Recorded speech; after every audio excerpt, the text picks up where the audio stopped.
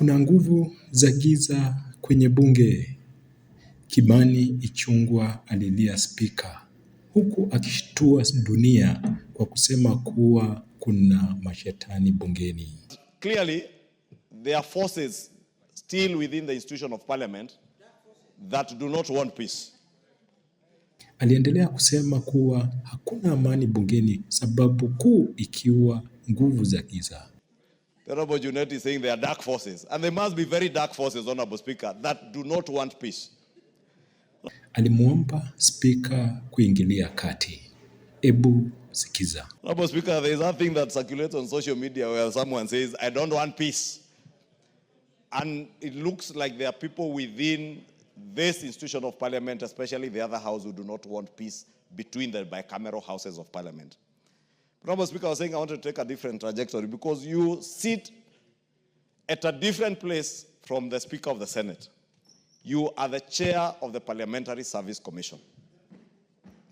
Being the chair of the Parliamentary Service Commission, Honorable Speaker, and having a bigger representation from this house in the Parliamentary Service Commission, you stand at a pivotal place to ensure that we do not spend any more resources prosecuting cases in court over issues that as leaders we can settle amicably, Honorable Speaker. Because it makes no point for taxpayers' money that has been appropriated by this House to the Parliamentary Service Commission to be expended on lawyers in court to go and review a matter that was already resolved by the Supreme Court, Honorable Speaker. If there is no greater wastage of public resources, I do not know what we would call this, Honorable Speaker. And I want to call on you, Honorable Speaker, as the chair of the Parliamentary Service Commission, to call to order the accounting officer in the Senate, Honorable Speaker, to ensure that no public resources are expended. If senators want a review of that judgment by the Supreme Court, let them contribute from their salaries, Honorable Speaker. Because the provisions of Article 109, 110, and 111 of the Constitution, all the way to 114 on money bills, Honorable Speaker, are so explicit that you do not need to have gone to any law school. I have never been to law school, Honorable Speaker. I only studied commercial law and the law of tort when I was doing my commercial law in my CPA studies. You studied rudimentary law. Let me not call it rudimentary law, Honorable Speaker. At least I studied some commercial law, basic law. And yeah, the basic elements of law, Honorable Speaker, you do not need to be a lawyer to be able to interpret Article 109, 110, 111, and 114 of our Constitution.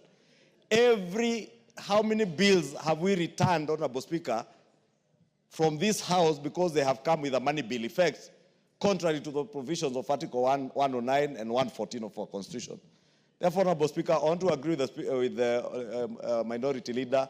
As much as we are waiting for your communication on that matter, please, as the chair of the Parliamentary Service Commission, move the Parliamentary Service Commission to embargo any expenditure on matters to do with court cases between the Senate and the National Assembly. If that is not possible, Honorable Speaker, from your position as chair of the Parliamentary Service Commission, we would stand guided because we appropriate money to the Commission. We can do what we need to do at budget making process, even as we go to the supplementary budget, to make sure that we do not appropriate resources to be spent in court on lawyers, Honorable Speaker, over things that we can resolve here. Thank you, Honorable Pia Speaker. tufuatilie kwenye social media nyingine zote, Washy TV Kenya, pale Facebook, pale TikTok, pale Instagram, tufuatilie pale, na tunashukuru kwa kuwa mtazamaji bora. Hadi wakati mwingine, jina langu ni Washington Mwange.